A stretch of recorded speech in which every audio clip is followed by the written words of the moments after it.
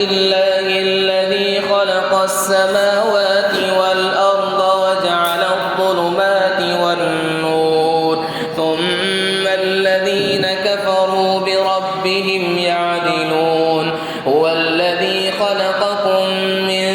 طين ثم قضى أجلا وأجل مسمى عنده ثم أنتم تمترون وهو الله في السماوات وفي الأرض يعلم سركم وجهركم ويعلم ما تكسبون وما تأتيهم من آية من آيات ربهم إلا كانوا عنها معرضين لقد كذبوا بالحق لما جاءهم فسوف يأتيهم أنباء